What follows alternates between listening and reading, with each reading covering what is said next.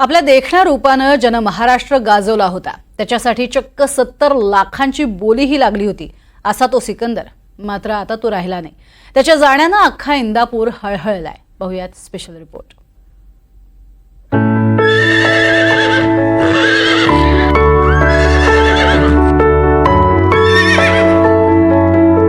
उंचापुरा, देखणा, रुबाबदार, त्याचं नावच सिकंदर। मोठी स्वप्न बाळगून देशात त्याचं नाव सिद्ध करायचं होतं। राज्यातील आणि जिल्ह्यातील अश्वांच्या मोठ्या प्रदर्शनात तो अनेक वेळा चॅम्पियन ठरला।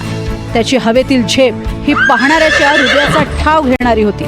त्याची चाल ही तशीच मर्दानी, ऐटबाज आणि रुबाबदार होती। त्याला लाभलेली ही निसर्गदत्त देणगीच होती। पण आज या सिकंदरची सारी स्वप्न हवेत विरली आहेत। इंदापूरच नव्हे तर महाराष्ट्रातील साऱ्या अश्वप्रेमींना हुरहुर लावून हा सिकंदर इंदापूर तालुक्यातील अकोले शिवारातील मातीमध्ये निद्रिस्त झालाय, कायमच्या विसाव्यासाठी। होता आदंत गटामध्ये त्यावेळेस सारंगखेडमध्ये 55 लाखाची त्याला बोली लागली होती। पण विकायचं काय आमच्या मनाला पण शिवत नव्हतं कधी। परत आता 2022 साली त्याला 70 लाखाची बोली लागली। वाढत चालले होते, मध्यस्थी फोन करायचे, पण आम्हाला कळायचं की पैसा आपण एकदाच घेऊ, परत अशी वस्तू आपल्याला कधी मिळणार नाही। म्हणून आम्ही विकायचा कधीही त्याला मनात सुद्धा म्हणजे विचार आणला नाही। अकोले इथल्या निलेश अष्टेकर यांनी 8 वर्षांपूर्वी पंजाबमधनं आश्वाच्या नुकरा जातीतला 18 महिने वयाचा बछडा 15 लाख रुपये किंमत देऊन आणला होता। गेले 7.5 वर्ष अष्टेकरांनी त्याचे विशेष संगोपन केलं। त्यानंही त्याची चुणूक दाखवली। तमिळनाडू, आंध्र प्रदेश, गोवा, कर्नाटक तसंच महाराष्ट्र राज्यातील अनेक स्पर्धांमध्ये तो चॅम्पियन ठरला। पहिल्यांदा सारंगखेडला घेऊन गेलो।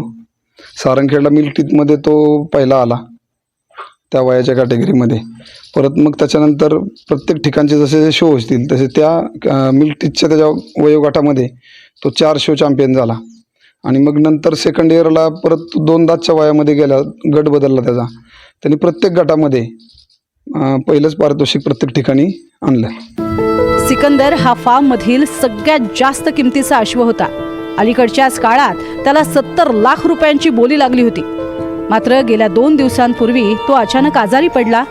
तो उठलाच नाही। देविदास राखुंडे, NDTV मराठी, इंदापूर।